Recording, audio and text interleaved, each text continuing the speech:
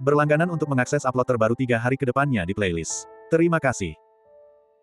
Kaisar Beladiri Tiran Season 33. Pertempuran ini terlalu sengit.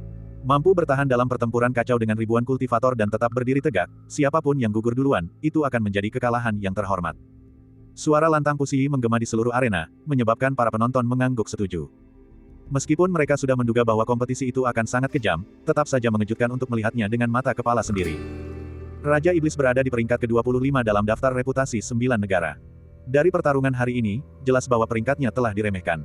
Dia jarang bertarung dalam setengah tahun terakhir, jadi dia jelas jauh lebih kuat dari sebelumnya. Lawannya, Yue Ping, berada di peringkat ke-11 dalam daftar reputasi. Selain itu, dia telah menghemat sebagian besar energinya dalam pertarungan sebelumnya. Peluangnya untuk memenangkan pertarungan ini jelas lebih tinggi. Saat Pusiyi berkomentar, Raja Iblis tiba-tiba menjadi marah dan memarahinya. Diamlah, matahari tua, apakah kamu tidak merasa itu menyebalkan? Aku sudah tidak tahan lagi. Raja Iblis sepenuhnya fokus pada pertempuran, tetapi dia terus mendengar suara-suara di luar arena. Dia tidak bisa lagi menahan amarahnya. Setelah itu, Pusiyi terdiam canggung, sementara penonton tertawa terbahak-bahak. Raja Iblis Pegunungan Selatan ini adalah orang yang jujur. Kekuatan dan kepribadiannya membuatnya mendapatkan dukungan dari banyak penonton. Monyet tetaplah monyet. Jika kamu tidak terbiasa dengan dunia manusia, maka kembalilah ke gunung dan hutanmu. Yue Ping mencibir ketika mendengar kata-kata Raja Iblis. Apa yang tadi kau katakan? Urat-urat di dahi Raja Iblis menonjol. Kenapa? Apakah kamu tidak mengerti bahasa manusia? Yue Ping mengejek. Orang lain mungkin takut pada Raja Iblis Pegunungan Selatan, tetapi dia sama sekali tidak peduli. Dia adalah salah satu pemuda paling berprestasi di prefektur Cermin Langit. Dalam turnamen ini, para tetua keluarga Huangfu telah berjanji bahwa jika dia dapat membantu Tuan Muda menyingkirkan beberapa lawan yang tidak perlu, putra kedua kepala prefektur, Huang Fuyi, akan menerimanya sebagai anak baptisnya. Dengan begitu, dia juga akan menjadi anggota keluarga Huangfu. Adapun Raja Iblis biasa ini, dia tidak akan menganggapnya serius. Setelah pertempuran sengit barusan, dia bisa tahu bahwa monyet itu sudah hampir kalah. Dia jelas bukan tandingan baginya. Dia telah berhasil naik ke kapal keluarga Huangfu. Hehehe, berani-beraninya kau meremehkan aku. Seluruh bulu emas Sun Jinming berdiri tegak, dan matanya menjadi haus darah. Tubuhnya, yang sudah berada di ambang kematian, tiba-tiba memancarkan aura yang sangat kuat. Tubuhnya membesar dengan cepat dalam waktu singkat, dan akhirnya berubah menjadi kera emas raksasa, meraung ke langit. Baru gelombang. Saat dia meraung, gelombang suara yang mengerikan menyebar. Banyak sekali penonton yang ketakutan hingga wajah mereka pucat pasi, dan mereka menutup telinga karena panik. Kemampuan ilahi yang sama sepertimu. Di antara penonton, Gu Chen takjub melihat kera putih itu. Dia tidak menyangka Raja Iblis juga mengetahui kemampuan ilahi gigantifikasi. Apakah ini kemampuan yang bahkan dimiliki oleh ras kera? Raja Iblis menjadi sangat marah dan berubah menjadi wujud raksasa, lalu menyerbu langsung ke arah Yue Ping. Adegan selanjutnya terlalu mengerikan untuk dilihat. Yue Ping terlempar jauh akibat tendangan, lalu dicengkeram oleh tangan raksasa Raja Iblis dan dibanting ke tanah dengan sekuat tenaga. Bang, bang. Ketika Raja Iblis selesai melampiaskan amarahnya, tubuh Yue Ping sudah berlumuran darah. Dia terengah-engah dan tergeletak di tanah seperti anjing mati. Adapun Raja Iblis, dia kembali ke wujud aslinya dan jatuh dari langit, mendarat di tanah, tidak bisa bergerak. Menurut pengetahuan Gu Chen, kemampuan ilahi pembesaran menghabiskan banyak stamina. Raja Iblis sudah berada di ujung kekuatannya, dan setelah menggunakan kemampuan ilahi ini, dia mungkin akan berada dalam periode kelemahan. Raja Iblis mengalahkan Yue Ping, yang berada di peringkat ke-11 dalam daftar reputasi 9 provinsi, menyebabkan seluruh penonton bersorak gembira. Pusiyi sangat gembira sehingga ia memuji tanpa henti, berpikir bahwa Raja Iblis pasti akan mampu masuk 10 besar ketika daftar reputasi dirilis. Namun, meskipun ia menang, ia digendong keluar arena oleh beberapa anggota ras iblis. Adapun peserta lainnya, nasib mereka juga sangat menyedihkan. Melalui kompetisi divisi pertama, semua penonton sangat menyadari betapa sulitnya berjalan hingga akhir kompetisi. Siang tiba, dan sidang agung ditangguhkan sementara. Arena diatur ulang untuk mempersiapkan kompetisi divisi kedua di sore hari. Di kursi VIP, Putri Lancu memandang bercak darah di arena yang belum mengering, dan matanya yang indah dipenuhi kekhawatiran. Aku tidak menyangka pertarungannya akan begitu sengit. Berdasarkan situasi ini, setelah beberapa pertandingan, tak satu pun peserta yang bisa melaju tanpa cedera. Ini terlalu menguntungkan bagi Huang Fu Qingming. Mu Ziyu berkata dengan nada kesal di samping. Dia merasa aturan kompetisi itu terlalu tidak adil. Putri Lancu tidak menjawab. Ia sedang memikirkan kompetisi yang akan berlangsung sore harinya. Sore harinya, Gu Chen akan bertarung, dan dia takut Gu Chen akan mengalami situasi yang sama seperti Raja Iblis. Dengan aturan kompetisi seperti ini, bahkan jika dia memenangkan kompetisi di siang hari, bagaimana dia bisa menang ketika bertemu Huang Fu Qingming di final? Adik bela diri junior Lancu, ada sesuatu yang mengganggu pikiranmu. Apakah karena Chen Gu akan ikut serta dalam kompetisi? Apakah kamu mengkhawatirkannya? Ketika Mu Ziyu melihat ekspresi khawatir Ji Lancu, dia tidak bisa menahan diri untuk bertanya. Dia menduga bahwa Chen Gu akan berpartisipasi dalam kompetisi tersebut. Karena alasan ini, dia sengaja menggunakan koneksinya untuk mencari daftar nama Majelis Agung, karena ingin mengetahui pertandingan mana yang akan diikutinya. Namun yang aneh adalah dia sebenarnya tidak menemukan namanya, dan tidak ada desas-desus di ibu kota kekaisaran bahwa dia akan berpartisipasi dalam kompetisi tersebut. Jika tidak, dia pasti akan menjadi topik terpanas di turnamen ini karena baru-baru ini dia memicu kontroversi di acara Stars in Daytime dan sekarang sangat terkenal. Meskipun dia tidak menemukan namanya, intuisi seorang wanita mengatakan kepadanya bahwa pria itu pasti akan berpartisipasi dalam kompetisi tersebut. Ketika kakak seniormu tepat sasaran, pipi Jilanchu memerah. Dia tidak pernah menceritakan kepada siapapun tentang perasaannya pada Gu Chen dan kesepakatan di antara mereka. Dia selalu merasa malu untuk membicarakannya. Melihat wajah Jilanchu langsung memerah, Mu Ziyu semakin yakin dengan penilaiannya. Ye Qingxuang tidak banyak bicara di samping. Ketika dia melihat reaksi Jilanchu seperti seorang gadis muda yang merindukan cinta, ekspresinya menjadi agak rumit. Orang itu dulunya adalah tunangannya. Namun sekarang, dia akan berjuang untuk wanita lain. Kali ini, suasana hati Ye Qingxuang sangat rumit. Di satu sisi, dia penasaran dengan apa yang ingin dilakukan Gu Chen. Di sisi lain, dia sangat kesal karena Gu Chen terlalu heboh membicarakan wanita lain. Kakak-kakak bela diri senior, aku bosan di sini. Aku mau keluar untuk menghirup udara segar. Dia tidak ingin lagi mendengarkan Mu Ziyu memorek-morek gosip tentang Putri dan Gu Chen. Dia hanya mencari alasan untuk meninggalkan kursi VIP dan berjalan keluar dari arena. Nyonya, cepatlah, pertandingan tuan muda akan segera dimulai. Nak, ini masih pagi. Jangan cemas. Itu tidak bisa diterima, kita harus mendapatkan tempat duduk yang bagus. Ye Qingxuang baru saja keluar dari arena ketika dia melihat seorang pria dan seorang gadis pelayan kecil yang aneh berjalan di depannya. Kedua pihak bertemu muka, ekspresi Ye Qingxuang sangat terkejut, dan kedua orang itu juga tercengang. Nona Ye, mata Xiao Qiyu membelalak. Shen Yusu, di sisi lain, pulih setelah sedikit terkejut dan tersenyum acuh tak acuh. Aku tidak menyangka akan bertemu denganmu di sini. Kau juga datang untuk menonton turnamen bela diri. Ye Qingxuang mengangguk diam-diam. Melihat Shen Yusu lagi, hatinya dipenuhi perasaan campur aduk. Bab 322. Dahulu kala, Shen Yusu adalah calon ibu mertua Ye Qingxuang. Di kota Tianan, ketika Ye Qingxuang masih muda, ia telah menjadikan wanita yang berpendidikan dan bijaksana ini sebagai panutannya. Namun, dunia telah berubah, dan hubungan antara keluarga Ye dan Gu tidak lagi harmonis. Mereka bahkan menjadi seperti api dan air. Pada titik ini, mereka sudah menjadi orang asing, dan jika mereka bertemu lagi, akan sangat canggung. Kami masuk duluan, kita bicara nanti. Seolah melihat kesulitan yang dialami Ye Qingxuang, Shen Yusu tersenyum dan menarik Xiao Qiyu ke dalam arena. Ye Qingxuang menatap punggung kedua orang itu dan bertanya untuk alasan tertentu. Apakah dia akan muncul di siang hari? Suaranya dipenuhi dengan emosi yang tak terlukiskan. Ya, dia akan kembali. Shen Yusu berhenti sejenak dan menghela napas. Nyonya, apa yang sedang Anda bicarakan? Bukankah Tuan Muda sudah pulang berhari-hari yang lalu? Wajah Xiao Qiyu tampak bingung. Shen Yusu mengusap rambut Wusun dan berjalan memasuki arena sambil tersenyum. Ye Qingxuang berdiri sendirian di tengah kerumunan, dan entah mengapa, dia juga tersenyum. Pada sore hari, kompetisi di divisi kedua dimulai tepat waktu. Saudara-saudara Taois dari seluruh penjuru 9 negara bagian, selamat datang kembali di arena kekaisaran. Mari kita berikan tepuk tangan meriah kepada para peserta di divisi kedua. Suara puisi yang penuh semangat terdengar, dan dari keempat pintu masuk arena, 1.200 kontestan berjalan memasuki arena. Para hadirin kembali bersemangat. Bahkan di kursi VIP, Kaisar Yang Hong dan banyak pejabat saling berbisik satu sama lain. Aku dengar banyak pemuda dari 4 negeri suci dan 5 sekte suci datang untuk kompetisi sore ini. Sayang sekali aku hanya punya 1 anak perempuan. Kalau tidak, mereka tidak perlu berebut dia. Kaisar Yang Hong tersenyum bangga dengan pesona putrinya. Di sampingnya, Shen Sudong, Huang Fuji, dan putra mahkota semuanya ada di sana. Jilanchu mengabaikan pembicaraan ayahnya dan para pejabat. Mata indahnya menatap gugup ribuan peserta yang memasuki arena. Dia sedang mencari Gu Chen. Ye Qingxuang pun demikian. Saat ini, dia hampir melupakan semua orang di sekitarnya. Sebaliknya, Mu Ziyu, karena tidak tahu kapan Gu Chen akan muncul, hanya melihat-lihat dengan bosan. Di mana Tuan Muda? Di mana dia? Di kursi penonton biasa, pandangan Little Qiyu terhalang oleh orang-orang di depannya. Dia melompat-lompat kegirangan. Meskipun Shen Yusu jauh lebih tenang, saat ini dia tetap merasa sedikit gugup. Sesi kedua di sore hari juga dipenuhi oleh para ahli. Cheng Zhou, menduduki peringkat ke-45 dalam daftar reputasi 9 negara. Ge Changming dan Lu Shaotao masing-masing berada di peringkat ke-73 dan ke-84. Meskipun tidak ada ahli seperti Raja Iblis dan Yue Ping, total ada 8 jenius dalam daftar awan angin. Selain itu, lulusan paling berprestasi dari kedua akademi tahun ini berasal dari 4 tanah suci agung dan 5 sekte bijak agung. Feng Jiuqian dari Sekte Cahaya Berkilau, Hong Tai dari Sekte Suantian, Chen Buqi dari Sekte Seribu Penyempurnaan. Setelah orang-orang ini dikalahkan oleh Chen Gu, Taois dari Istana Surgawi, Mereka pergi ke kota kekaisaran untuk berpartisipasi dalam turnamen seni bela diri, dengan maksud untuk masuk ke daftar reputasi 9 provinsi. Pusi dengan antusias memperkenalkan para jenius terkenal di antara para peserta.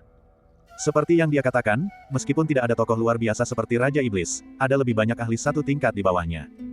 Dengan begitu banyak ahli berkumpul di satu tempat dan terlibat dalam pertempuran yang kacau, situasi ini pasti akan lebih tragis daripada putaran sebelumnya. Pusi memandang para peserta di arena sambil dengan antusias memperkenalkan mereka, menggunakan lidahnya yang fasih untuk mendorong suasana menuju klimaks. Tiba-tiba, dia melihat sesosok orang yang baru saja memasuki arena. Itu adalah seorang pemuda berjubah putih dengan penampilan yang sangat biasa-biasa saja. Di pundaknya berdiri seekor monyet seputih salju. Astaga, coba tebak siapa yang kulihat.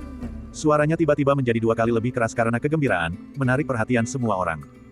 Siapa? Bukankah sesi perkenalan para ahli di babak ini sudah berakhir?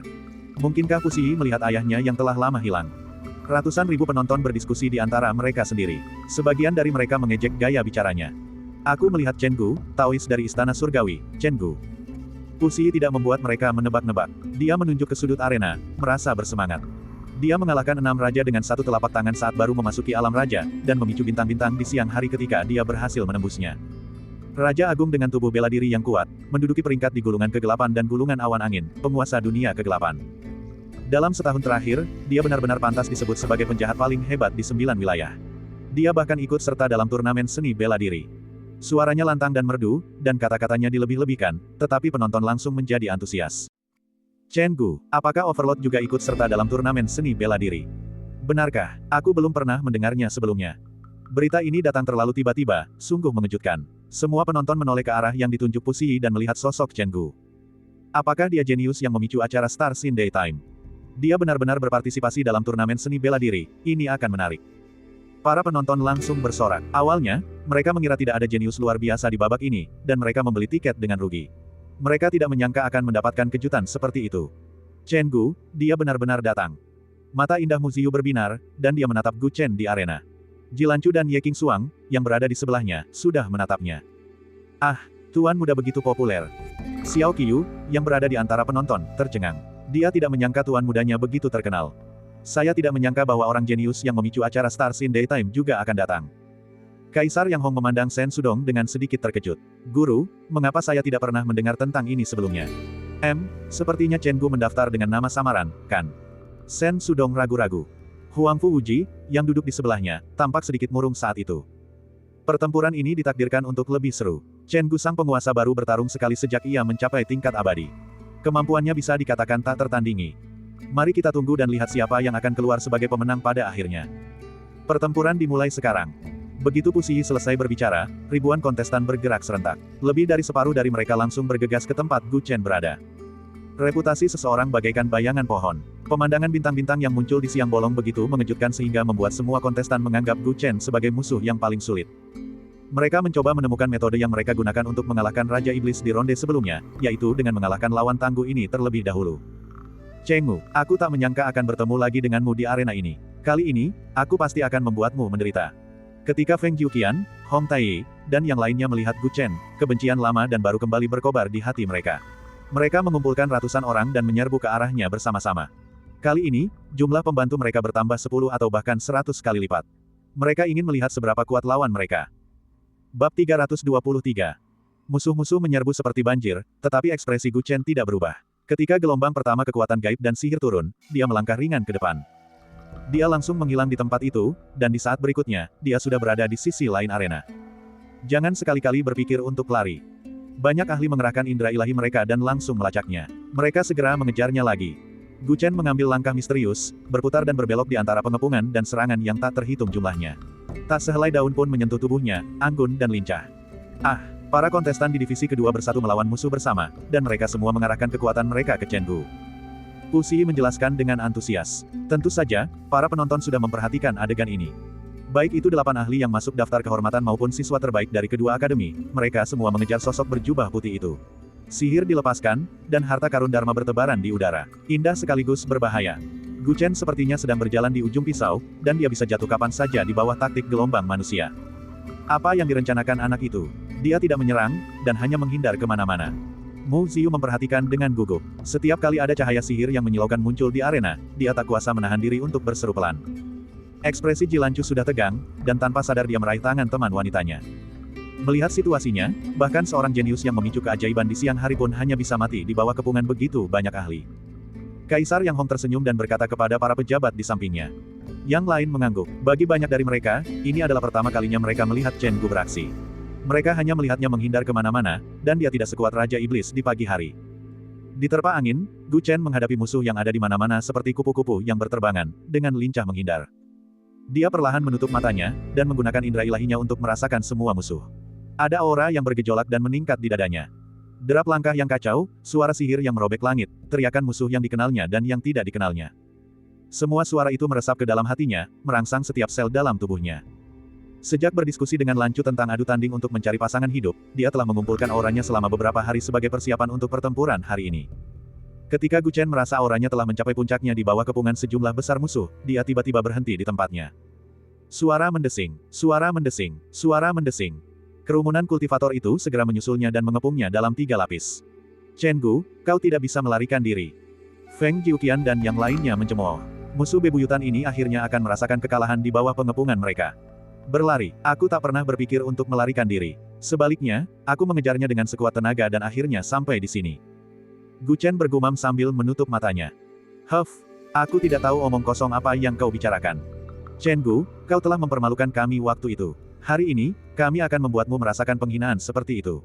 Hong Tai berkata dengan marah. Bersama sekelompok raja, mereka mengepungnya.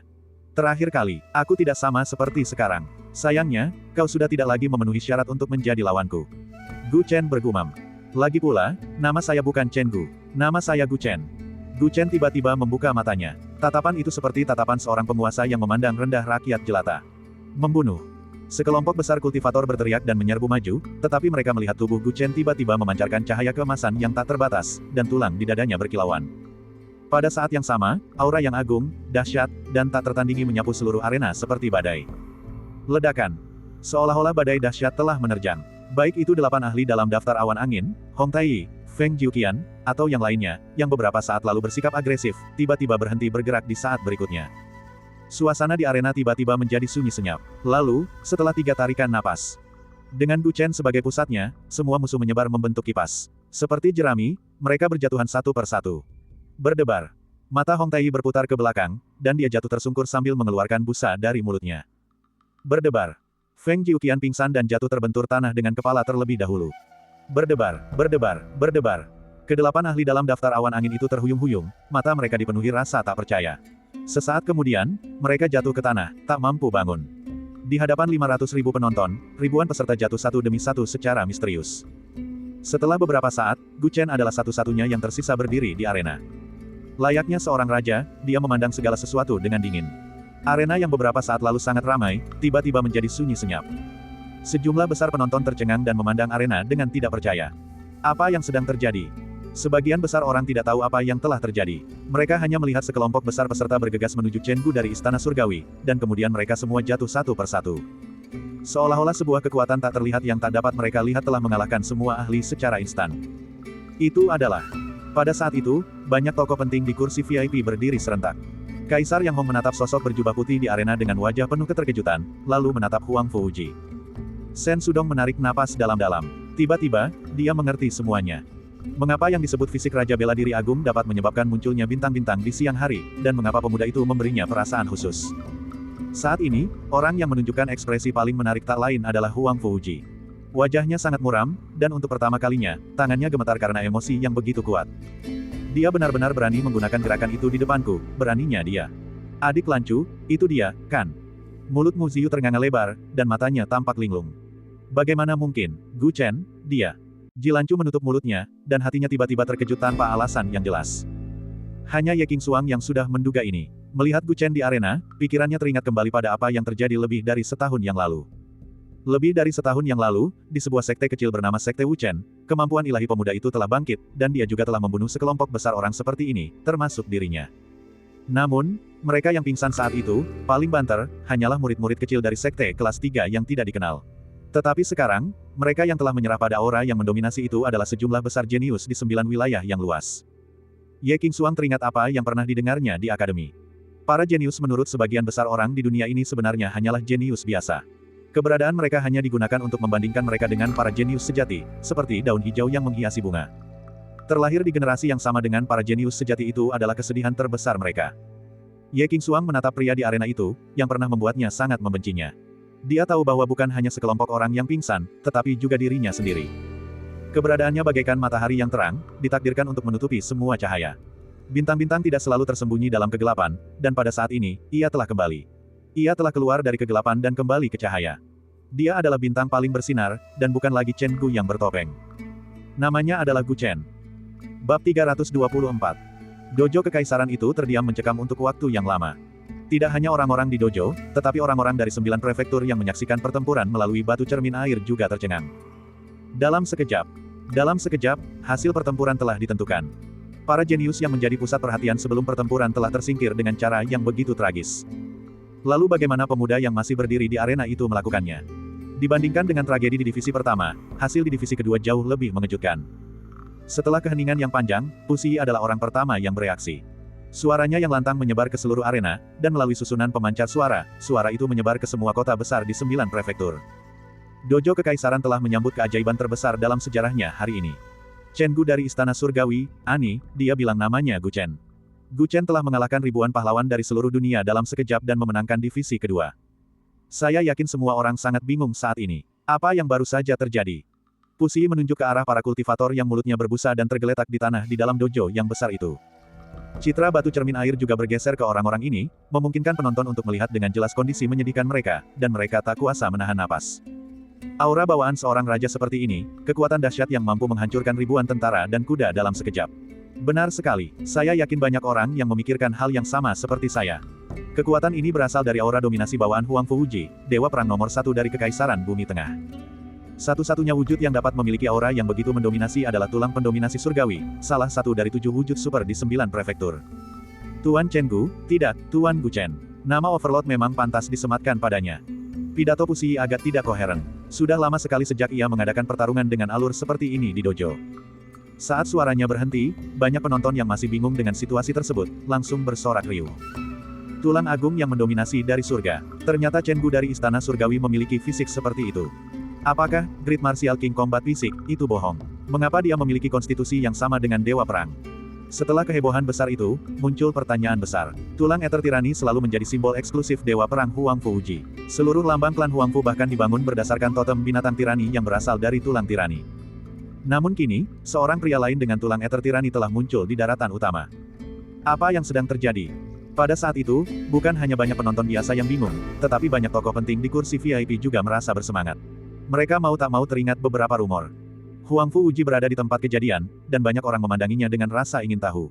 Hal ini membuatnya, yang telah mengalami badai dan gelombang yang tak terhitung jumlahnya, merasa sangat malu untuk pertama kalinya. Tidak ada yang tahu apa yang sedang terjadi, tetapi dia tahu lebih baik daripada siapapun.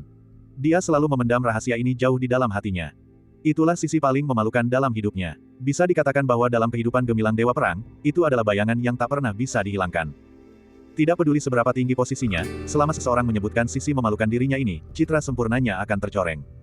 Namun kini, di hadapan seluruh penduduk negeri 9 prefektur, seseorang memperlihatkan aura dominan yang hanya dia yang tahu. Beraninya bocah itu begitu lancang. Hati Huangfu Wuji dipenuhi amarah.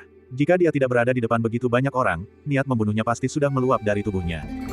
Dia sudah menduga apa yang akan dilakukan bocah ini setelah datang ke ibu kota kekaisaran, tetapi dia tidak menyangka bahwa bocah itu akan mengambil pendekatan yang begitu tidak konvensional.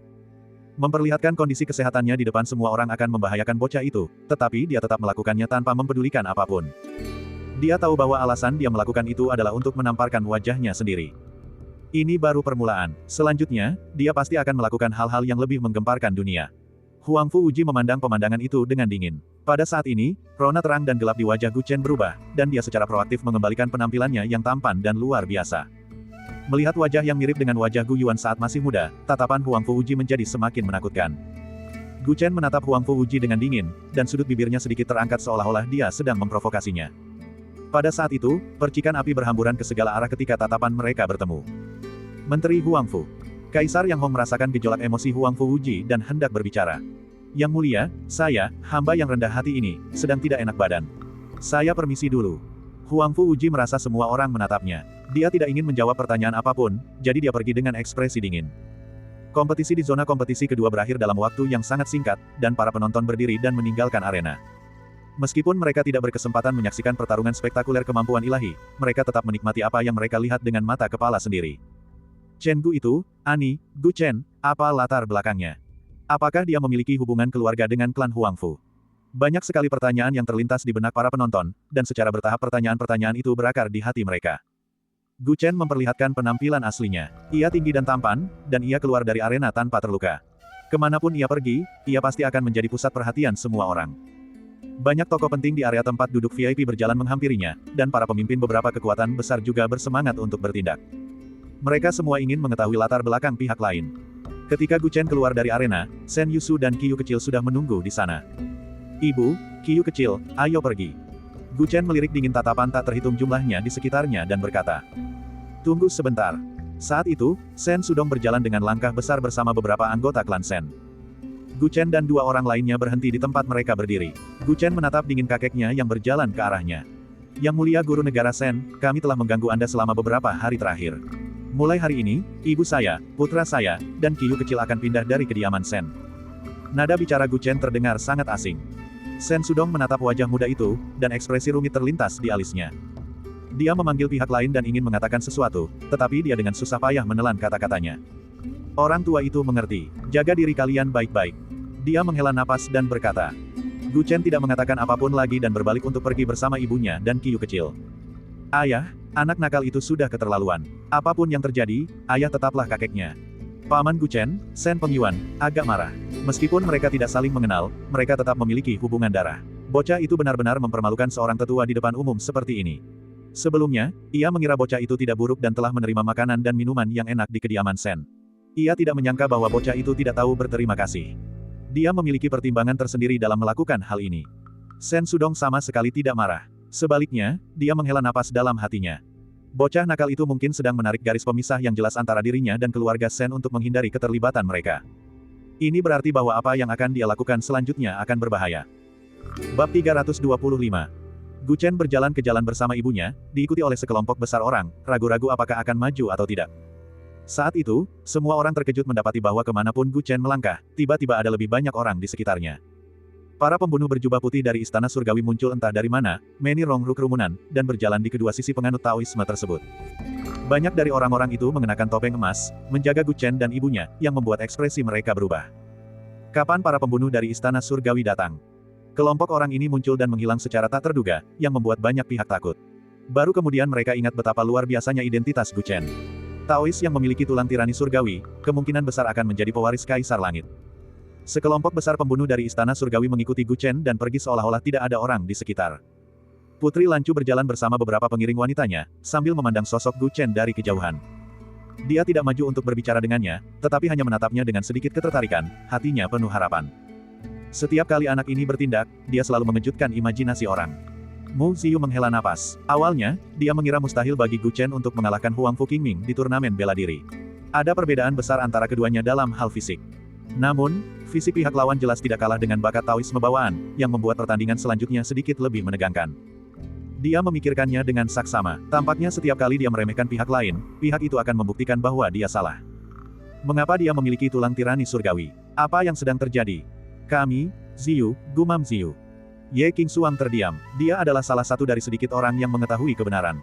Di jalan, dua pembunuh bayaran berbaju emas berjalan di samping Gu Chen, dan salah satu dari mereka berkata, "Taois Gu, tempat tinggal telah diatur. Sesuai dengan dekret Kaisar Langit, sejumlah besar pembunuh dari Istana Surgawi telah memasuki ibu kota kekaisaran, jadi tidak perlu khawatir tentang keselamatan. Saudara Yang, kita sudah saling kenal begitu lama, tidak perlu terlalu sopan. Panggil saja aku Gu Chen." Gu Chen berkata, dua assassin peringkat emas di hadapannya adalah kakak beradik Yang Sui dan Yang Zhen. Sesuai permintaannya, mereka dipindahkan oleh Istana Surgawi. Kali ini, ibu kota kekaisaran ditakdirkan untuk bergejolak. Dia berharap ada orang-orang yang dapat dipercaya di sekitarnya, jadi Yang Sui datang menghampirinya. Zaman sekarang sudah berbeda, aturan pengadilan surgawi tidak dapat dihapuskan. Yang Sui tersenyum, masih mempertahankan sedikit rasa hormat. Yang Zhen, yang duduk di sebelahnya, sangat terkesan dengan ungkapan, zaman telah berubah dari masa lalu, terutama setelah ia menyaksikan sendiri aksi luar biasa Gu Chen yang langsung membunuh semua orang yang hadir. Gu Daozi, sesuai permintaanmu, orang-orang kita sudah tersebar di seluruh kota. Haruskah kita mulai menyebarkan beritanya sekarang? Yang Zhen berkata secara proaktif, ingin tampil baik di hadapan Gu Chen. Hari ini, setelah pihak lain memperlihatkan fisik tulang ether tirani kelas atasnya, hampir tidak ada keraguan bahwa dia akan menjadi kaisar surgawi berikutnya. Kaisar langit yang tua itu sudah lanjut usia, dan dalam beberapa tahun lagi, ia mungkin akan naik ke posisi tertinggi itu. Ia harus memanfaatkan kesempatan ini untuk mengambil hati kaisar. Ya, benih keraguan telah ditanam di hati setiap orang. Rencana dapat dimulai sekarang. Gu Chen tersenyum dingin. Dia segera membawa ibunya ke rumah besar yang telah disiapkan oleh Istana Surgawi untuknya. Seluruh rumah besar itu dikelilingi oleh barisan pertahanan yang ketat, dan juga terdapat banyak sekali pembunuh bayaran dari Istana Surgawi di sekitarnya. Malam itu, ketika semua orang membicarakan berita tentang pemilik lain dari tulang ether tirani yang baru saja muncul di siang hari, serangkaian cerita mengejutkan tentang klan Huangfu dengan cepat menyebar ke seluruh kota di bawah pengorganisasian beberapa orang. Klan Huangfu tampak bermartabat, tetapi kenyataannya, mereka sangat buruk rupa. Huangfu Uji mengkhianati teman-temannya dan mencuri tulang tirani milik sahabatnya untuk mendapatkan statusnya saat ini. Secara lahiriah, Huangfu Uji adalah dewa perang kekaisaran dan seorang pria sederhana, tetapi sebenarnya, dia adalah dewa dunia bawah yang terkenal kejam dari Istana Dewa Dunia Bawah. Istana Dewa Dunia Bawah telah mengumpulkan organ Taois ekstrim dari seluruh benua, melakukan berbagai macam kejahatan keji, dan menyebabkan pembantaian sekte dan klan yang tak terhitung jumlahnya. Serangkaian kisah mengejutkan dari dalam dengan cepat menyebar di ibu kota kekaisaran Loyang melalui gulungan giok dan dari mulut ke mulut, yang merinci 9 kejahatan besar klan Huangfu. Informasi tersebut sangat rinci dan mendalam sehingga belum pernah terjadi sebelumnya. Hal itu membuat orang merasa bahwa kemungkinan informasi tersebut palsu sangat rendah. Sejenak, seluruh ibu kota kekaisaran Loyang bergejolak. Bagaimana mungkin Dewa Perang Huangfu Uji menjadi orang yang begitu hina dan tidak tahu malu? Ini murni rumor untuk mencemarkan nama baiknya. Beberapa pendukung garis keras Dewa Perang berkata dengan marah. Informasi dalam gulungan giok itu jelas dan logis, jadi kecil kemungkinan itu palsu. Terutama soal tulang ether tirani, Anda telah melihatnya hari ini, jadi kemungkinan besar itu benar. Karena tulang ether tirani Gu Chen muncul di siang hari, keandalan informasi di malam hari sangat tinggi. Untuk sesaat, itu merupakan pukulan telak bagi citra agung Dewa Perang Huangfu Uji. Larut malam itu, klan Huangfu mengadakan rapat klan darurat, dan semua anggota penting klan berkumpul. Brengsek, sisa-sisa klan Gu ada di sini. Dia benar-benar berani menyebarkan rumor untuk mencemarkan nama baik klan Huangfu kita, dia benar-benar pantas mati. Sekelompok murid generasi kedua dan ketiga dari klan Huangfu sangat marah. Saat mereka keluar malam ini, mereka merasa hampir tidak mampu mengangkat kepala. Klan Huangfu telah dengan susah payah membangun reputasi mereka di ibu kota kekaisaran selama puluhan tahun, dan dengan susah payah, akhirnya mereka memiliki prestise dan keagungan sebagai klan besar. Tetapi karena kisah internal malam ini, citra mereka tiba-tiba jatuh. Dan ini baru satu malam. Ketika sisa-sisa klan Gu terus muncul dalam kompetisi seni bela diri, topik rahasia-rahasia ini akan menjadi semakin populer, dan reputasi klan Huangfu akan mengalami pukulan telak. Hal ini membuat kelompok orang tersebut cemas. Membangun citra klan itu sangat sulit, tetapi menghancurkannya sangat mudah. Sisa-sisa klan Gu itu terlalu kurang ajar. Menurutku, kita harus segera mengirim orang untuk membunuh sisa-sisa klan Gu dan merebut kembali tulang ether tirani kita. Putra ketiga Huangfu Uji, Huangfu Ren, berkata dengan ekspresi galak. Bisakah kita membunuh mereka? Pihak lainnya kini adalah seorang Taois dari Istana Surgawi, dan ada banyak sekali ahli di tempat tinggalnya, baik secara terang-terangan maupun tersembunyi, bahkan ia dilindungi oleh Dewa Kematian. Harga yang harus dibayar untuk membunuhnya sangat tinggi, dan ini adalah ibu kota kekaisaran. Jika kita tidak bisa membunuhnya sekaligus, orang lain akan mengira rumor itu benar, dan itu akan semakin merugikan klan Huangfu kita. Huangfu Yi langsung dibantah. Lalu apa yang harus kita lakukan sekarang? Apakah kita akan membiarkan desas-desus yang merugikan klan Huangfu kita menyebar kemana-mana? Anda harus tahu bahwa pihak lain mengumpulkan informasi dari entah dari mana, dan semua hal itu benar. Begitu seseorang melakukan investigasi dengan tekun, mereka akan dapat menentukan kebenaran dengan sangat cepat. Beberapa tetua klan merasa bingung dan kesal. Biasanya, klan Huangfu begitu perkasa, dan tidak ada yang berani memprovokasi mereka seperti ini. Baiklah, kalian semua diam. Huangfu Uji duduk di kursi utama, dan saat dia mendengarkan sekelompok orang yang membuat keributan, dia merasa jengkel dan berkata dengan dingin. Begitu dia membuka mulutnya, tak seorang pun berani berbicara lagi. Itu hanya rumor tak berdasar. Pihak lain baru saja mengambil langkah, dan kalian tidak bisa diam saja lagi. Huangfu Uji dipenuhi amarah di dalam hatinya, dan dia merasa bahwa seluruh keturunannya hanyalah sekumpulan sampah. Dia telah berjuang dengan susah payah untuk wilayah ini, dan jika wilayah ini diserahkan kepada kelompok orang ini di masa depan, bukankah wilayah ini akan hilang dengan sangat cepat? Bab 326. Pria bertopi bambu, kau tahu segalanya. Bagaimana menurutmu? Aula itu menjadi sunyi. Huangfu Uji menatap ke arah bayangan dan bertanya. Tuan, menurut pendapat saya, desas-desus tentang klan Huangfu itu tidak penting. Itu hanyalah gosip rakyat jelata. Apakah penting apa yang dipikirkan rakyat jelata tentang klan Huangfu? Seberapa besar ancaman yang dapat mereka timbulkan bagi klan Huangfu? Paling-paling, mereka hanya akan kehilangan sebagian citra mereka. Paling-paling, kita akan menunggu sorotan mereda dan kemudian mengarahkan opini publik. Bagaimanapun juga, rakyat jelata adalah yang paling mudah ditipu. Haha, Jie. Pria bertopi bambu itu tersenyum tidak setuju. Banyak murid klan Huangfu mengangguk setuju. Memang benar demikian. Mereka hanya memikirkan bagaimana mereka telah kehilangan muka, tetapi setelah memikirkannya dengan saksama, kerugian sebenarnya tidak sebesar itu. Dibandingkan dengan opini publik di ibu kota, Lord seharusnya lebih memperhatikan sikap berbagai kekuatan. Sebenarnya, hal paling mengerikan yang diungkapkan pihak lain adalah Istana Dewa Dunia Bawah. Terutama soal kita memburu para pemilik organ ekstrim. Masalah ini menyentuh kepentingan sensitif berbagai pihak. Alasan mengapa Gu Chen mengerahkan pengadilan surgawi untuk mengungkap masalah ini bukanlah untuk membuat klan Huangfu jijik, tetapi untuk menjadikan klan Huangfu musuh dari berbagai kekuatan. Analisis pria bertopi bambu itu sangat masuk akal, sehingga membuat para murid klan Huangfu menjadi gugup. Klan Huangfu kini telah menguasai prefektur Cermin Langit dan Istana Dewa Dunia Bawah. Dapat dikatakan bahwa mereka sangat kuat. Namun, jika mereka menyinggung semua pihak, hal itu tetap akan sangat berbahaya. Selama bertahun-tahun ini, aku telah membangun semuanya dari nol dan menginjak darah banyak orang. Berbagai kekuatan dari 9 provinsi selalu memandangku sebagai musuh. Apa yang perlu ditakutkan? Huangfu Wuji menjawab dengan acuh tak acuh. Dia tidak peduli dengan orang-orang itu. Haha, dengan kemampuan Lord, kau tentu saja tidak peduli dengan mereka. Namun, Gu Chen itu jelas datang dengan persiapan matang. Aku khawatir dia tidak akan berhenti di sini. Dia akan melakukan langkah lebih lanjut nanti.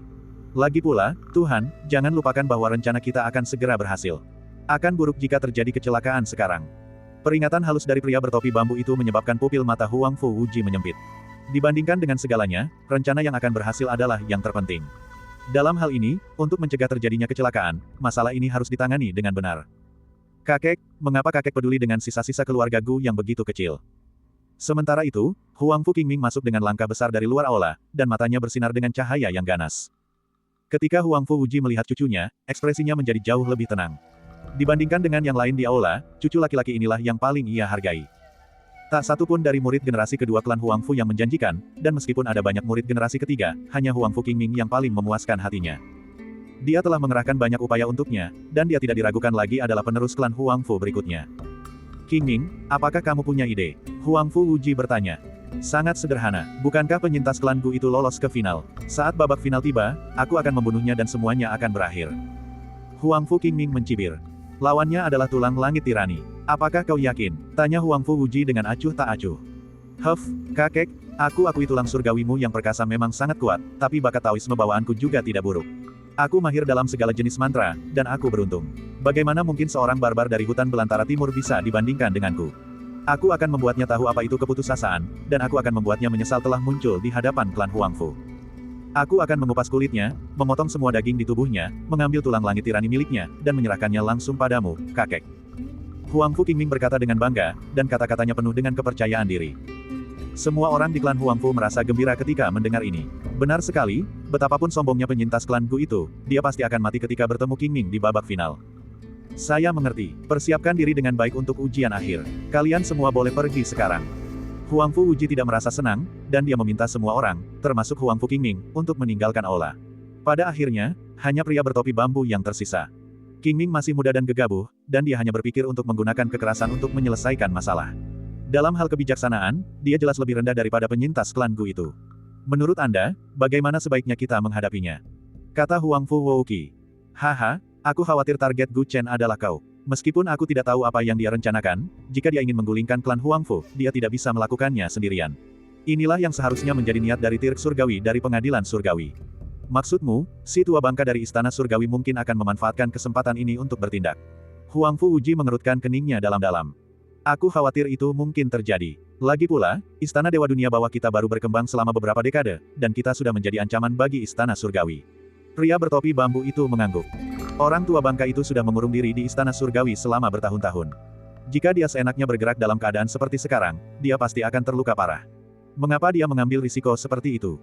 Sebelumnya, Taois dari istana surgawi, Jiang Yich, telah menyelidiki kita, dan saya menduga bahwa sang Tej surgawi sudah mengetahui tentang hubungan kita dengan menara dunia bawah.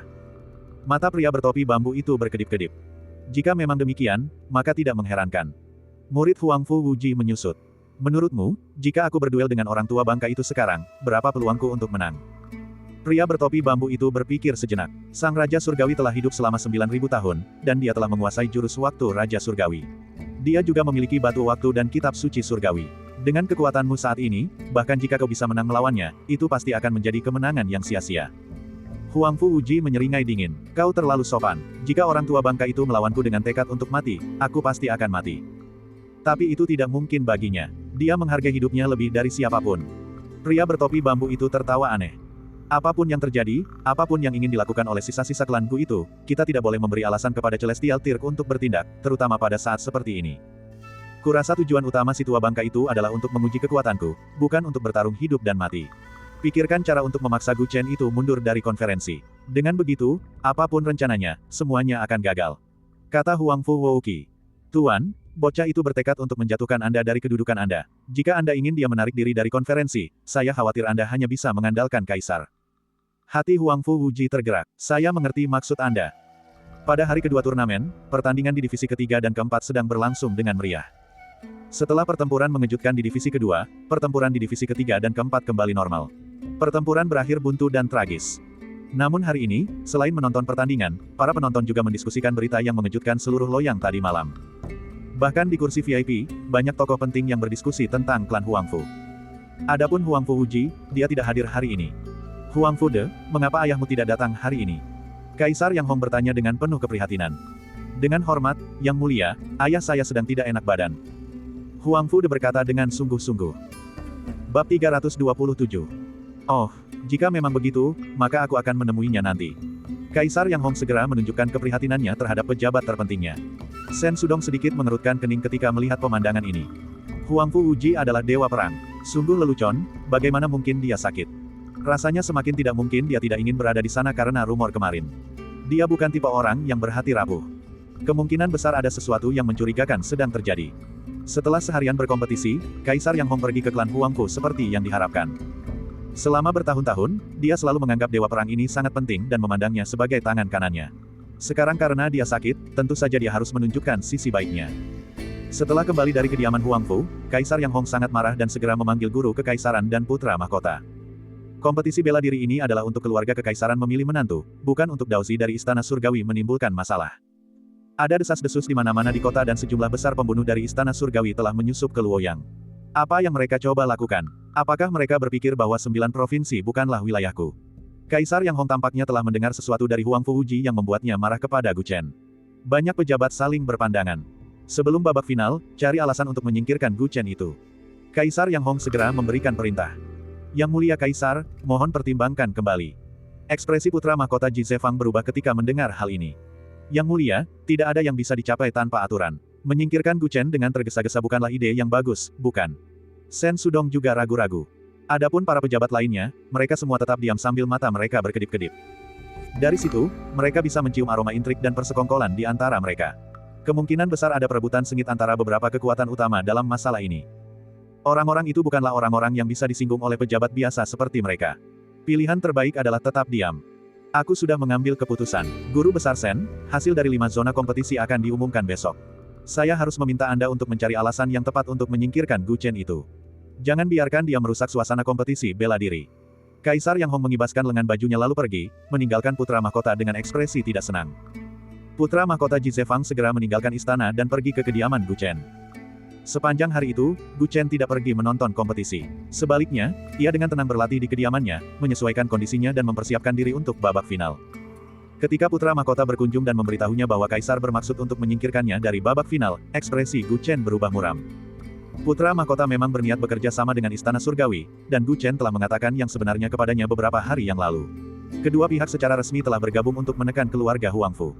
Semuanya direncanakan oleh Gu Chen, dan berpartisipasi di babak final untuk melawan Huangfu Qingming adalah bagian terpenting.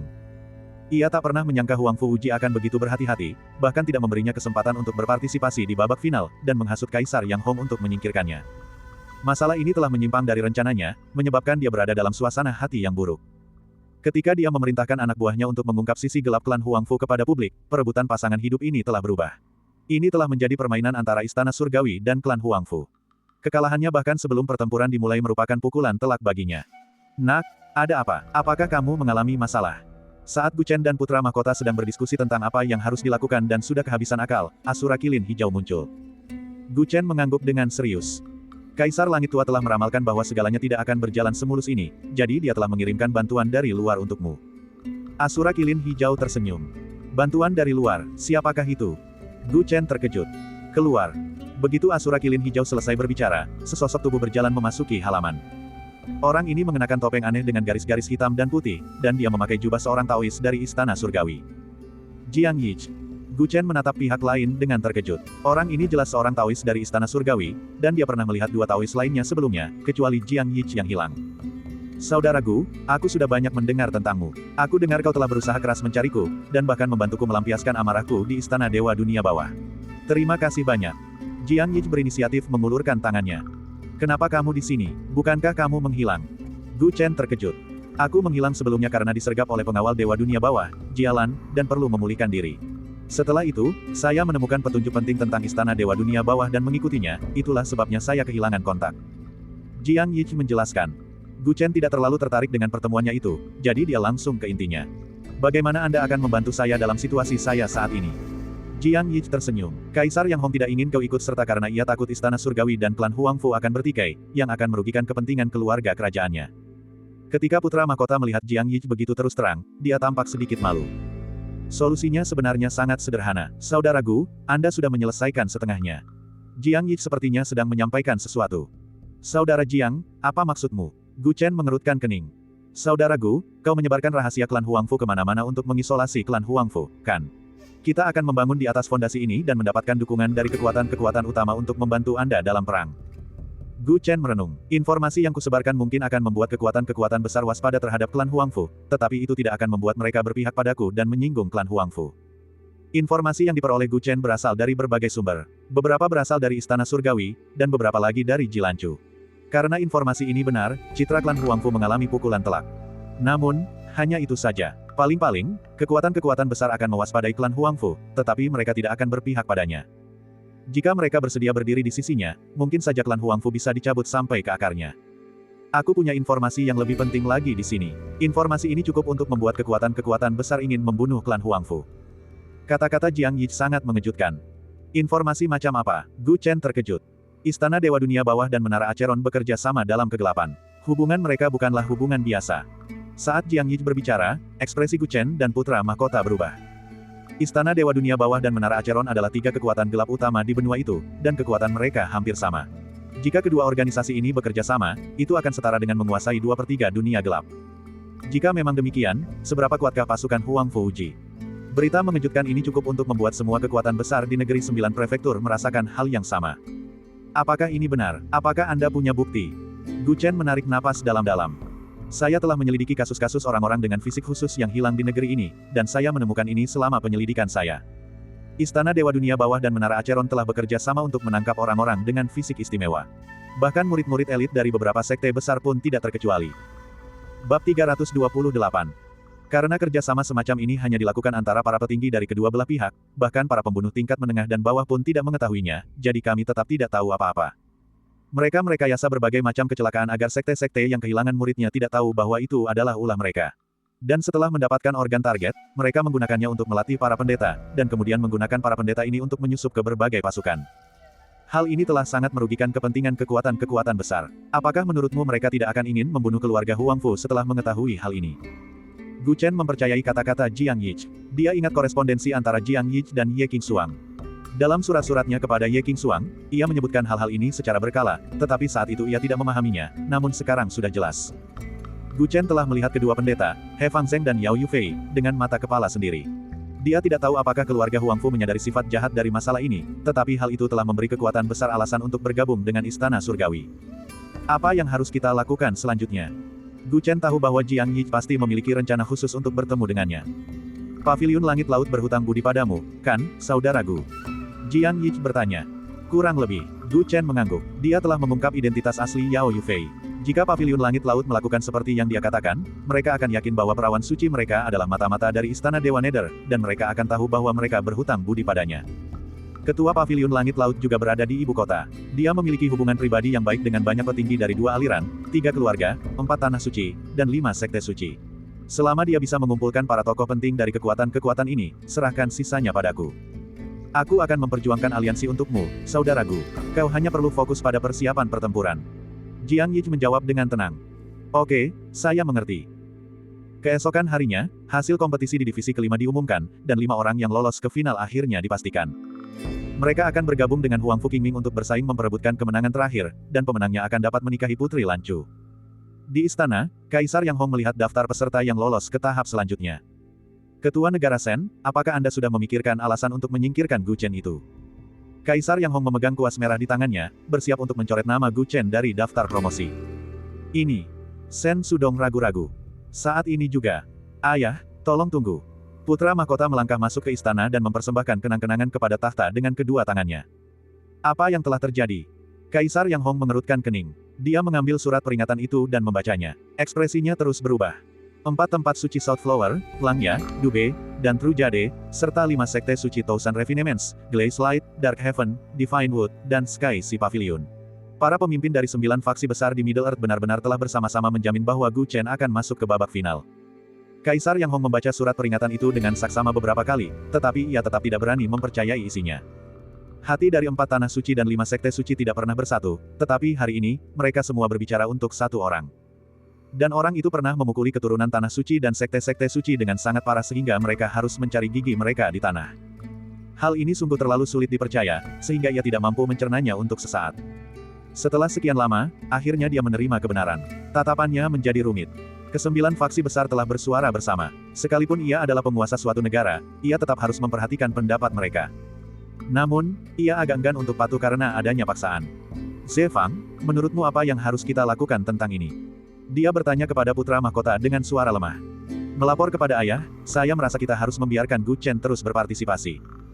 Putra mahkota menjawab dengan tegas. Anda adalah kaisar masa depan. Anda harus tahu bahwa masalah ini bukanlah masalah biasa. Ini bukan lagi kontes pernikahan sederhana. Emperor Yang Hong Siget. Ayah, itu adalah dendam antara Gu Chen dan klan Huangfu. Itu tidak ada hubungannya dengan kita. Putra mahkota menjawab. Tidak ada hubungannya dengan kami. Kaisar Yang Hong bergumam, dalam situasi ini, terlalu banyak faksi yang terlibat. Pilihan terbaik bagi keluarga kerajaan memang hanya berdiam diri dan tidak melakukan apapun. Baiklah, kita lakukan seperti yang kau katakan. Emperor Yang Hong kompromi set. Bang! Huangfu Uji membanting meja di depannya dengan telapak tangan. Aura mengerikan terus-menerus meluap dari tubuhnya. Ia sudah lama tidak semarah ini. Namun hari ini, ia terpaksa kehilangan kendali diri. Dia memiliki informan di istana kekaisaran. Dia baru saja menerima berita mengejutkan dari kaisar. Tuan, mohon tenangkan diri. Pria bertopi bambu itu berkata dengan tenang. Bagaimana saya bisa tenang? Selain 2 akademi dan 3 klan yang tidak terlibat dalam konflik antar faksi, 4 tanah suci dan 5 sekte suci agung justru menentangku. Mereka jelas-jelas telah bergabung dengan istana surgawi. Kali ini, klan Huangfu telah terisolasi di ibu kota kekaisaran. Huangfu Uji belum pernah merasa begitu emosional sebelumnya. Sejak sisa-sisa klan Gu muncul, dia semakin sering berada dalam situasi seperti ini. Dia mengakui bahwa dia telah meremehkannya. Dia tidak menyangka bahwa dia benar-benar bisa bergabung dengan 9 faksi besar untuk menghadapinya. Situasi saat ini sangat jelas. Klan Huangfu dikepung dari segala sisi. Jika mereka tidak berhati-hati, fondasi yang telah mereka bangun dengan susah payah selama beberapa dekade akan hancur. Dukungan 9 faksi besar terhadap pengadilan surgawi memang mengejutkan. Tetapi pengadilan surgawi, bagaimanapun juga, adalah faksi bawah tanah. Aliansi mereka tidak mungkin sekuat itu.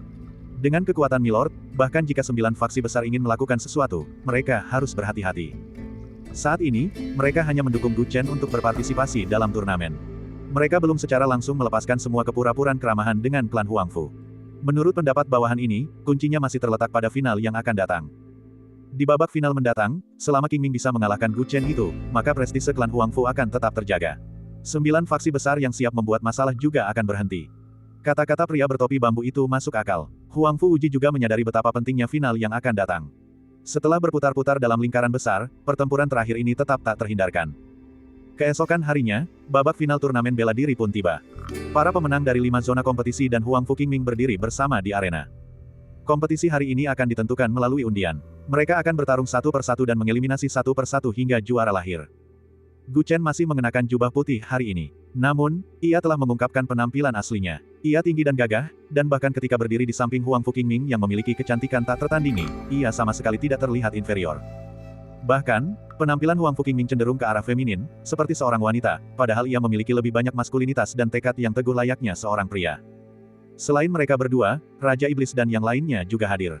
6 jenius besar berkumpul di satu tempat. Para penonton berdiskusi tanpa henti, dan sebagian besar topik berfokus pada Gu Chen dan Huangfu Qingming. Selama 2 hari ini, desas-desus dan fitnah tentang klan Huangfu semakin intens, dan bahkan citra jenius Huangfu Qingming yang dibanggakan pun sedikit terpengaruh. Terlebih lagi, permusuhan antara Gu Chen dan klan Huangfu semakin dikenal luas. Hal seperti apa yang akan terjadi ketika dua jenius tak tertandingi yang memiliki fisik luar biasa ini berbenturan di turnamen seni bela diri adalah yang paling ditunggu-tunggu oleh para penonton. Bab 329. Kompetisi tersebut masih dipandu oleh Pu Xi sebagaimana yang diumumkannya dengan hikmat.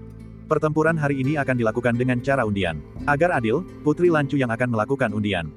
Setelah mengatakan itu, Putri Lancu berdiri dari area tempat duduk VIP. Hari ini, rambutnya terurai seperti air terjun tanpa riasan apapun, dan wajahnya tampak sempurna. Ia mengenakan gaun panjang yang anggun, memperlihatkan sosoknya yang elegan. Hanya dengan beberapa langkah, ia telah tiba di arena bela diri dan muncul di hadapan ke-6 peserta. Melihat sang putri dari jarak sedekat itu, temperamennya bagaikan anggrek di lembah yang sunyi, membuat hati seseorang tak ingin ternoda. Setelah hari ini, wanita ini akan menjadi milikku. Huangfu Qingming mencibir dalam hatinya. Dia selalu memiliki pendapat yang tinggi tentang dirinya sendiri dan percaya bahwa hanya sedikit orang dengan penampilan cantik dan garis keturunan bangsawan yang pantas untuknya di dunia ini. Dan Ji Lancu ini adalah salah satunya. Dia sangat puas dengan semua aspek dirinya, terutama fisiknya, yang dapat membantunya untuk berkembang lebih jauh. Gu Chen juga menatap Putri Lancu dengan senyum tipis di wajahnya. Yang mulia, silakan undi. Pu Xi menyerahkan kotak undian.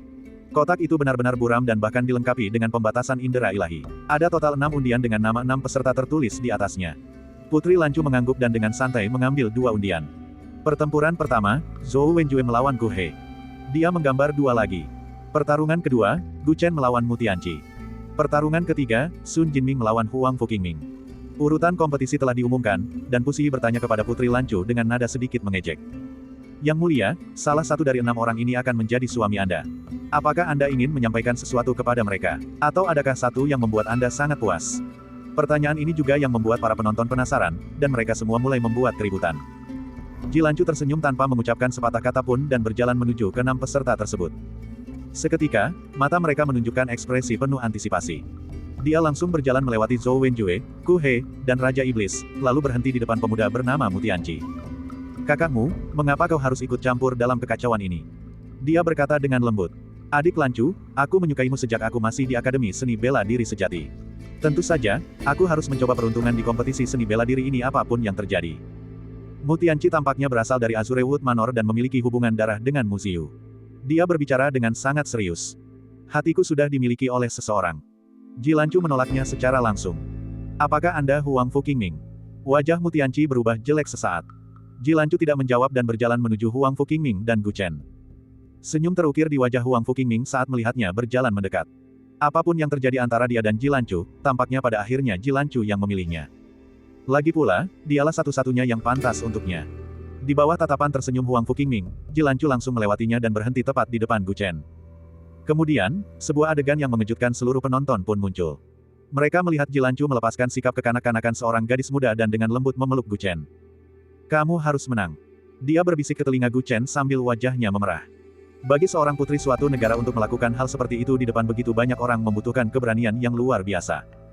Dari poin ini saja, sudah jelas bahwa Putri Lancu adalah orang yang ada di hatinya. Hasil. Ratusan ribu penonton bersorak riuh saat suara gemuruh mengguncang langit. Kaisar Yang Hong hampir berdiri di tempat. Putra mahkota Ji Zefang juga tercengang. Gu Chen ini awalnya percaya bahwa partisipasinya dalam kompetisi seni bela diri semata-mata untuk berurusan dengan keluarga Huangfu. Kapan dia akhirnya menipu adiknya sendiri? Astaga, Putri Lancu telah menentukan pilihannya. Pu Xi tanpa sadar berkata demikian. Ia tidak pernah menyangka bahwa Putri Lancu yang berbudaya akan memiliki keberanian seperti itu. Sejumlah besar penonton wanita berteriak histeris. Dengan imajinasi mereka yang kaya, mereka dengan cepat menebak alasan diadakannya adu tanding untuk mendapatkan pasangan hidup. Mereka sangat bersemangat.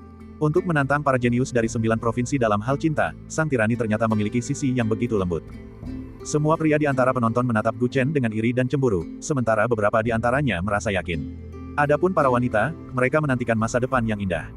Huangfu Qingming, yang berada di sebelah Gu Chen, memasang ekspresi paling buruk di wajahnya. Dia telah melihat Putri Lancu melemparkan dirinya ke pelukan pria lain dengan matanya sendiri. Matanya memerah dan tubuhnya gemetar karena amarah yang luar biasa. Tadi malam, kakeknya memanggilnya dan menceritakan tentang situasi yang sedang dihadapi keluarga Huangfu. Ketika dia mengetahui bahwa keluarga Huangfu sedang terpojok oleh anggota keluarga Gu yang masih hidup, keinginannya untuk membunuh Gu Chen sudah sangat kuat. Dan tepat di depan matanya, tunangannya direbut olehnya secara terang-terangan, menyebabkan kebencian baru dan kebencian lama berkobar di hatinya. Aku harus membunuhnya, aku harus membunuhnya. Ekspresinya berubah menjadi garang. Para anggota keluarga Huangfu yang hadir, termasuk Huangfu Wuji sendiri, semuanya merasa malu. Putri Lancu hanya memberinya pelukan ringan, lalu ia menghilangkan rasa malunya dan kembali ke area tempat duduk VIP. Namun, karena pelukan ini, hasil pertandingan berubah. Pertandingan pertama, Zhou Wenjue melawan Ku He. Pusi mengumumkan dimulainya pertandingan pertama. Pada saat itu, kedua peserta menunjukkan senyum getir. Kami kalah. Pada 2 hari pertama kompetisi, mereka berjuang sengit dengan lebih dari 1.000 peserta dan baru keluar sebagai pemenang ketika mereka hampir kelelahan. Awalnya, kondisi mereka belum pulih sepenuhnya, dan terdapat banyak sekali luka tersembunyi di tubuh mereka. Tampaknya mustahil bagi mereka untuk menang. Baru saja mereka melihat bahwa Putri Lancu sudah memiliki tuan yang tepat, sehingga mereka merasa hal itu semakin tidak berarti dan memutuskan untuk mengalah. Baiklah. Pusi memandang keduanya dengan simpati. Dia bisa memahami perasaan mereka. Sejujurnya, sebagian besar penonton hari ini tidak datang untuk menonton mereka. Dia senang pertandingan mereka berakhir lebih cepat.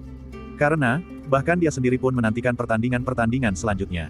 Pengunduran diri kedua peserta tersebut tidak menimbulkan kehebohan. Ketika tiba giliran Gu Chen, seluruh penonton menatap dengan penuh antisipasi. Overlord Gu Chen adalah pemenang zona pertempuran kedua, tetapi dia menggunakan dominasi Chonatenya yang menakutkan untuk menekan semua ahli yang hadir. Hari ini, lawannya adalah seorang jenius yang diakui publik dari Azure Wood Manor. Belum diketahui apakah dia bisa menang semudah sebelumnya. Perawakan Mu Tianqi mirip dengan Mu Ziyu, dan dia bisa dianggap sebagai pria tampan. Tubuhnya memancarkan aroma tumbuhan, dan saat dia menatap Gu Chen, matanya menyala dengan semangat bertarung. Aku tidak pernah menyangka adik junior Lancu akan menyukaimu. Dia berkata dengan dingin. Karena kau tahu itu, kenapa kau tidak memenuhi keinginannya dan mengalah dalam pertandingan ini? Gu Chen menjawab dengan tenang.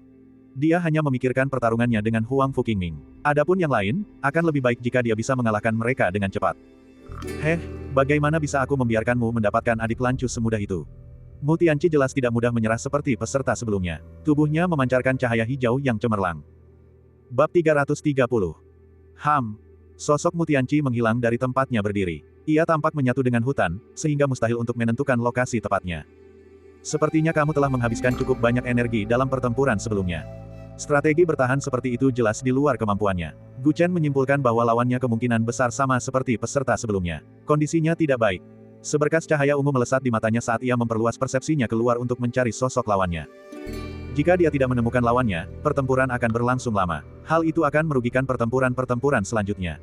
Namun, tidak diketahui apakah itu karena teknik dari Azure Wood Manor sangat ampuh atau karena fisik Mu Tianqi yang luar biasa, tetapi bahkan mata ekstrim ungu milik Gu Chen pun tidak dapat menemukan lawannya. Mu Tianqi telah sepenuhnya menyatu dengan hutan. Kemudian, dia menggunakan kekuatan kayu yang melimpah untuk menyerang Gu Chen dengan brutal. Gu Chen menghindar menggunakan jurus melintasi bintang membawa langkah bulan sambil merenungkan cara menghadapi musuhnya. Mu Tianqi sangat kuat, mungkin setara dengan Raja Iblis di masa jayanya. Oleh karena itu, dominasi Konatenya tidak terlalu efektif melawan musuh seperti itu. Alasan mengapa dia bisa langsung membuat penonton takjub di pertandingan sebelumnya sebagian karena kekuatan lawannya beberapa tingkat lebih lemah daripada Raja Iblis, dan juga karena dia telah mempersiapkan pertandingan itu selama berhari-hari. Auranya telah mencapai puncaknya. Dia perlu menggunakan metode lain untuk menghadapi Mu Tianqi. Mu Tianqi menggunakan kekuatan hutan dan memulai serangan yang membabi buta. Seluruh arena tampak diguncang oleh badai hijau. Banyak penonton yang memandang Gu Chen dan tak kuasa menahan rasa cemas. Bagaimana mungkin dia bisa menang jika dia bahkan tidak tahu di mana musuhnya bersembunyi? Memang, tak satu pun dari orang-orang yang bisa masuk ke babak final itu mudah. Setelah menghindari beberapa gelombang serangan tanaman rambat, Gu Chen mendapat sebuah ide. Api mengalahkan kayu. Karena aku tidak tahu di mana kau berada, aku akan membakar semuanya. Gu Chen tampak tanpa ekspresi saat mengangkat tangannya. Saat itu siang bolong dengan matahari bersinar terik di langit. Cih. Seolah-olah seekor gagak emas telah membentangkan sayapnya dari matahari yang jauh. Ia melintasi kehampaan yang tak berujung dan mendarat di tangan Gu Chen, berubah menjadi api matahari sejati. Telapak tangan yang membakar langit yang menghanguskan. Gu Chen menghantam arena dengan telapak tangannya. Ledakan. Kobaran api keemasan yang menakutkan melengkung seluruh hutan hijau. Kemanapun kobaran api keemasan itu pergi, semua tanaman terbakar menjadi abu. Percuma saja, seni rahasia klan Muku adalah pertumbuhan tanpa akhir. Bahkan jika lautan pohon terbakar habis, ia akan pulih dalam sekejap mata. Di kursi VIP, Mu Ziyu menggelengkan kepalanya. Orang yang berada di atas panggung adalah sepupunya, dan dia sangat mengenal kekuatannya. Itu belum tentu benar, ada jenis api yang bisa tumbuh tanpa batas. Ji Lancu menggelengkan kepalanya dan meredam antusiasmenya. Maksudmu? Mu Ziyu melihat pemandangan itu lagi dan menyadari bahwa setelah lautan pepohonan terbakar habis, memang seperti yang dia duga. Akar-akarnya tumbuh dengan cepat dan penuh vitalitas, tetapi kobaran apinya bahkan lebih mengerikan. Begitu pohon-pohon baru tumbuh, api langsung menerkamnya dan menghancurkannya dalam sekejap mata. Kobaran api itu tampak tak berujung, dan kecepatan kehancurannya lebih cepat daripada kecepatan pertumbuhan kembali pohon-pohon. Api matahari sejati, suhu sangat tinggi, tak berujung, tidak akan berhenti sampai membakar target. Mu Ziyu juga mengenali asal-muasal api tersebut dan menarik napas dalam-dalam. Bocah Guchen itu benar-benar punya banyak jurus rahasia. Api matahari sejati itu bahkan lebih menakutkan daripada api sejati naga Phoenix milik keluarga kerajaan Middle Earth. Begitu api matahari sejati milik Guchen muncul, area lautan pepohonan menyusut dengan cepat, dan tak lama kemudian, wujud asli Mu Tianqi terungkap. Sosoknya tampak menyedihkan, dan dia berlari ke sana kemari menghindari kobaran api matahari sejati. Jelas sekali bahwa dia tidak punya banyak ruang untuk membalas. Dahsyatnya api matahari sejati menyebabkan sejumlah besar penonton menarik napas dingin. Bahkan tatapan Huang Fuqingming pun berubah menjadi menyeramkan. Aku mengakui kekalahan. Pada akhirnya, Mu Tianqi terpojok oleh lautan api dan hanya bisa dengan berat hati mengakui kekalahan. Jika tubuhnya dalam kondisi prima, dia bahkan berani melawan api matahari sejati. Sayangnya, tidak ada kata "jika". Melihat bahwa dia telah memenangkan pertandingan, Guchen mengibaskan lengan bajunya, dan api matahari sejati yang berkobar itu menghilang di antara langit dan bumi. Kemampuannya mengendalikan kekuatan api sejati langit dan bumi dengan begitu mudah menyebabkan banyak kultivator memiliki penilaian yang lebih tinggi terhadapnya. Guchen turun dari panggung dan melewati Raja Iblis yang hendak bertanding. Jangan memaksakan diri. Lagi pula, mereka berteman, jadi dia mengingatkan dengan ramah. Dia sendiri telah menyaksikan pertempuran Raja Iblis hari itu. Dalam waktu sesingkat itu, kondisi Raja Iblis jelas belum pulih sepenuhnya. Jangan khawatir. Setelah aku, Old Sun, berurusan dengan cucu klan Huangfu, aku akan datang dan bertarung denganmu.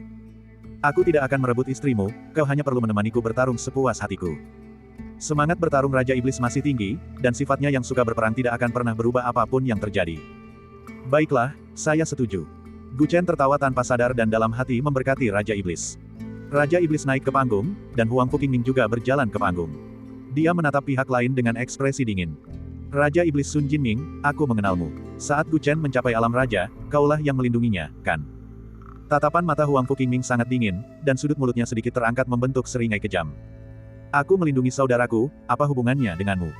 Raja Iblis mengangkat alisnya dan menghunus tombak yang dibawanya. Tidak ada apa-apa, aku hanya ingin menghajarmu sampai kau mati seperti monyet.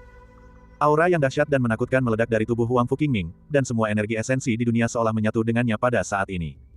Sesaat kemudian, Raja Iblis jatuh tersungkur ke tanah. Seluruh tubuhnya berlumuran darah, dan bahkan penglihatannya pun kabur. Di sisi lain, Huang Fuqingming tampaknya tidak mengalami banyak luka, dan dia mengejek dengan dingin. Seekor monyet akan selalu menjadi monyet, terlalu lemah. Diam. Raja Iblis jelas telah terjatuh, tetapi dia masih berjuang untuk menopang tubuhnya agar bisa berdiri, dan matanya masih menyala dengan niat bertempur yang ganas. Ratusan ribu penonton tak sanggup menyaksikannya. Dalam pertempuran sebelumnya, Raja Iblis jatuh 5 kali, dan ia bangkit kembali ke-5 kalinya.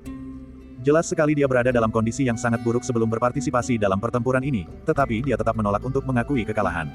Bahkan jika dia jatuh berulang kali, dia tetap memaksakan diri untuk berdiri, seolah-olah tidak ada yang bisa membengkokkan tulang punggungnya. Guchen berdiri agak jauh, dan ia tak kuasa mengepalkan tinjunya erat-erat saat menyaksikan Raja Iblis dengan keras kepala berdiri. Huang Fuqingming mempermalukan Raja Iblis dalam pertempuran, dan serangannya sangat kejam. Seandainya bukan karena fisik Raja Iblis yang perkasa, nyawanya mungkin akan terancam. Dia sangat jelas menyatakan bahwa alasan pihak lain memperlakukan Raja Iblis seperti itu adalah karena dirinya. Namun dia tidak bisa bergerak untuk membantu, karena Raja Iblis masih bertarung. Raja Iblis pada dasarnya sombong, dan dia tidak akan pernah mengakui kekalahan, juga tidak akan membiarkan orang lain ikut campur dalam pertempurannya. Guchen ingin bertindak lebih awal, tetapi dia dihentikan olehnya. Dalam situasi seperti ini, bahkan jika hakim mengumumkan bahwa dia kalah, itu tidak akan cukup. Baru ketika dia tidak bisa berdiri, semuanya akan dianggap telah berakhir. Melihat Raja Iblis berdiri tegak kembali dengan paksa, sudut-sudut mulut Huang Fuqingming memperlihatkan seringai jahat. Pergi ke neraka. Dia mengangkat tangan, dan pedang cahaya berwarna pelangi muncul begitu saja dari udara dan melesat ke arah Raja Iblis. Mengaum gelombang. Raja Iblis meraung marah, dan dia mencoba menembus batas kemampuannya dan membesar lagi. Sayangnya, staminanya sudah tidak mencukupi, dan dia tidak hanya gagal, tetapi langsung pingsan. Melihat Raja Iblis pingsan, pedang cahaya Huang Fuqingming sama sekali tidak berniat berhenti, malah melesat lebih cepat.